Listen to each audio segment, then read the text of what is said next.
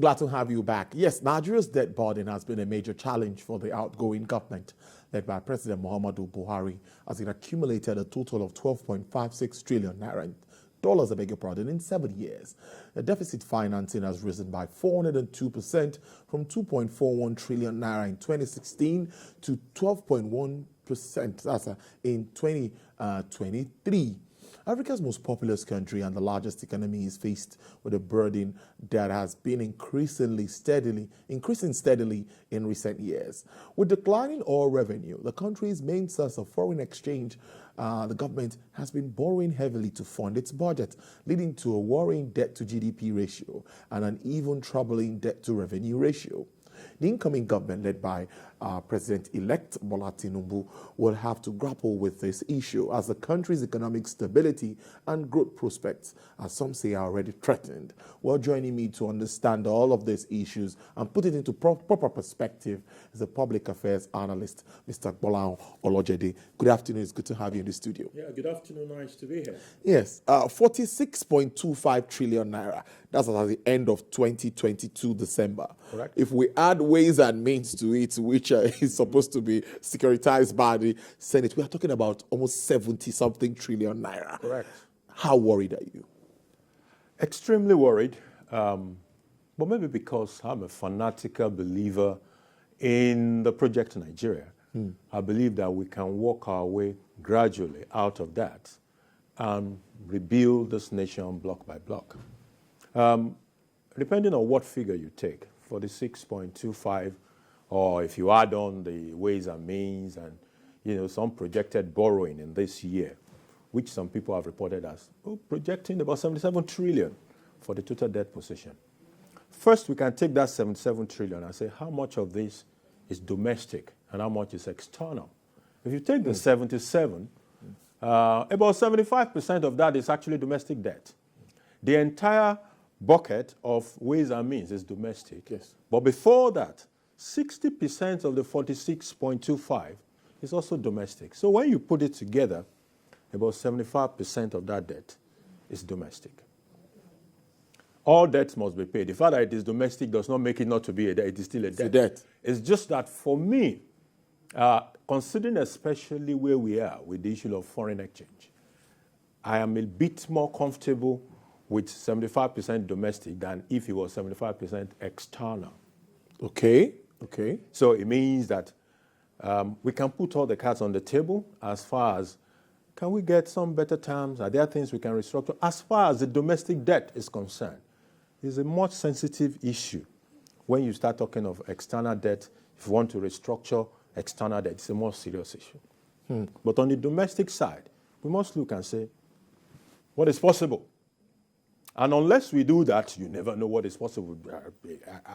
Off top of my head, I know some things could be done in terms of, getting better terms of this debt or replacing certain debt with another debt, which will make things a bit easier. But beyond that, there are other issues within the economy.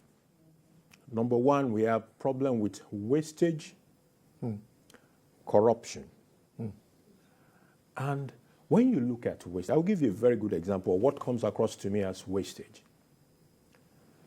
I want to buy firefighting trucks for my airport. And I decided that the one I will buy is a 1.2 billion per unit firefighting truck. They probably don't have it in Heathrow. So I must be asking myself, what exactly makes my own airport more in need of 1.2 billion naira per unit? Those are the kind of things. On the corruption side, you see issues about, former minister for power, 22 billion, former accountant general, 89 billion. Yeah. All those things are low-hanging fruit that we must deal with in the immediate. Then we come to other low-hanging fruit. In April, Nigeria produced less than 1 million again. Yes, 999,000. So the incoming president must see that as a low-hanging fruit because we can rev up the number of rigs that are in production. Yes. And whatever it takes, you can sit down with the people. Let's find out what it takes to rev up that. In our budget, I think we have budgeted about 1.65 million barrels. So which means we are back, we have a gap of about 650 650,000 barrels. Yes. If we take 650,000 barrels today, and we multiply it by about 70-something dollars, which is the price per barrel, of course, it is possible for us to put $50 million on the table every day if we achieve that target. And part of that money will go to rev up the revenue of the federal government. So the incoming government must be interested in the crude issue. It must also be interested in the refined product issues. Refined product issues mean the public refineries and the private refinery. I'm glad that there are stories that the private refinery will be commissioned, I think next week, 22nd. Yes. Fantastic idea. Why is this very important? It is important, number one, because a chunk of our foreign exchange goes into refined product importation. It means that if we can produce what we need in this country, then that foreign exchange will be conserved. Yeah. That is number one. Number two is that imagine that all the public refineries are working, the private refinery is working, we will produce much more than we can consume. That means we can offer other people refined products and make money. Yes. That's number two. Number three, which is also very important, is that if these refineries are working, it makes it easier to deal with the issue of fuel subsidy removal. There is a huge public sentiment in favor of the fact that refineries must be working for you to remove fuel subsidy. If you remove fuel subsidy alone, that is about 6 trillion, 6.5 trillion on the table in the immediate. So it should be of concern to the incoming government. I believe the relevant team is relevant. He must have been working on some of these things, so that we can deal with those low-hanging fruit before we now start talking about bigger issues like his revenue plan. Indeed, I'm seeing this from another perspective with your analogy with regards to this. And truly, these are low-hanging fruits that we should take advantage of, blocking leakages and, addressing all of these challenges. But I want to also ask that many will say, not just Nigeria, if you look at the United States and the UK, currencies are being battered. Interest rates are high almost everywhere. So everyone is feeling this pinch. So everybody will say, well, it's not like it's just Nigeria. But why it looks like Nigeria's case is just singled out one way or the other? Is there something we are really not doing right? The revenue is horrible. You see, we have defaulted, especially by the government, defaulted to trying to manage our debt crisis by presenting that side about our debt to GDP ratio. As we speak today, our debt to GDP ratio is still good. That is the reality. It is still good. But it is not about GDP. This GDP, we are not able to sweat it to generate the right level of revenue. And because you will not repay debt from GDP, debt is repaid from revenue, not GDP. So if you cannot sweat this GDP and translate it to appropriate level of revenue, then you are in trouble. Mr. Odede, you were making a point before I interjected, but back to what I was saying, I'm talking about the low-hanging fruits. Yes, I think I talked about that and what you think the incoming administration should look at. Yes, we've spoken about some of Yes, you already highlighted that even in your and I was going into issues of revenue or why our debt is actually unsustainable. Our debt is not unsustainable because the absolute amount is too big. No, we are 77 trillion, right? If you go to South Africa, you see about 200 and something trillion naira equivalent. Yeah. So it's not the absolute term that makes it unsustainable. It is the fact that we do not have the revenue base to accommodate that level of debt. So one of the things that the incoming administration will have to deal with is revenue issues. He has to have a comprehensive plan about how he's going to rev up the revenue. We cannot have the largest GDP in Africa. And then the revenue that accrues to the federal government from that largest GDP is just about 25% of what a South Africa will make. In fact, VAT revenue alone in South Africa is about the entire revenue that Nigeria, return revenue of the federal government of Nigeria. So we cannot continue along that line. We must deal with the revenue issue. But revenue issue is not low-hanging like that. Yeah. So it requires a plan. So, but those easier ones like, closing out on the refinery issue, revving up on the crude production, blocking wastage and leakages, and dealing with certain corruption that are prevalent. In fact, if you look at what our money goes into, monies go into, of course, the personnel, then the overhead, and then the capital expenditure. In the capital expenditure space, we must invite more private capital. That is a reality. Government cannot continue to fund wholly or solely most of these capital projects. But that would challenge our sense of transparency, which we have not been very good at. So when you go into those PPP models, we're going to learn to be more transparent and make it work. That is the way we can court private capital and private management competence to help us drive the achievement of our infrastructure challenges. Interesting stuff. Let's now look at staying with revenue generation.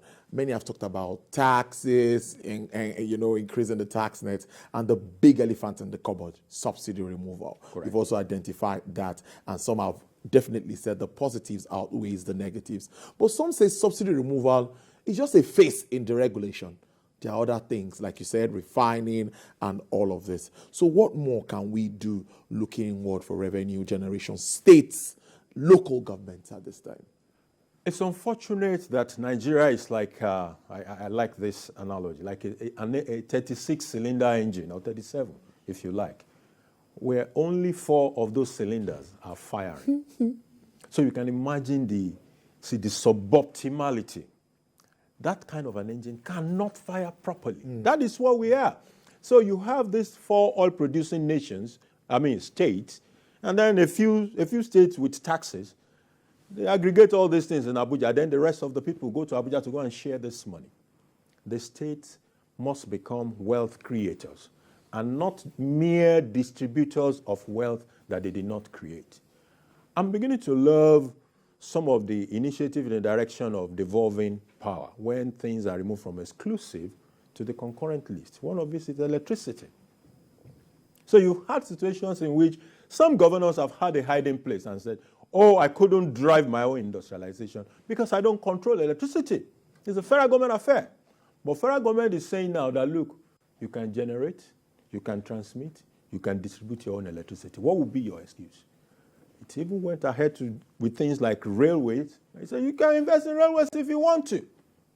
So these are enablers that we should continue to drive to ensure that states can create wealth, not wait on Abuja, dwelling on oil money from 4 states and some taxes from states like Lagos, Ogun, and a few others. That is not how to run an efficient country. Revenue also, when you talk of taxation, there are a few issues with taxation that we must also deal with. Taxation, there is this unwritten contract about taxation. It says, I will give you my tax, but you will use it to better my life. So when the payers of the tax are not exactly seeing much of the dividends of the democracy, they resist the payment of taxes. So it is important for government to rebuild that trust capital. Let people see what you're spending the money on. And they also don't want to see you lavishing it on some officials, on fat cats in Abuja. That doesn't excite taxpayers.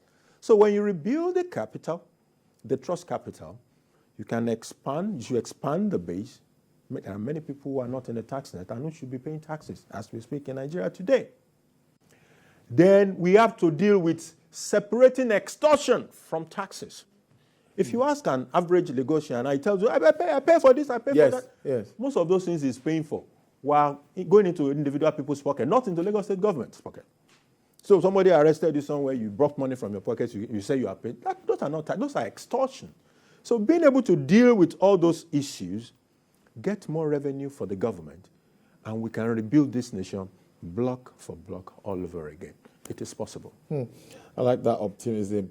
Finally, on my side, government is always having this target of the vulnerable ones. $800 million is what we are trying to look at to get more money to sorts like 50 million Nigerians, according to the figures that we have.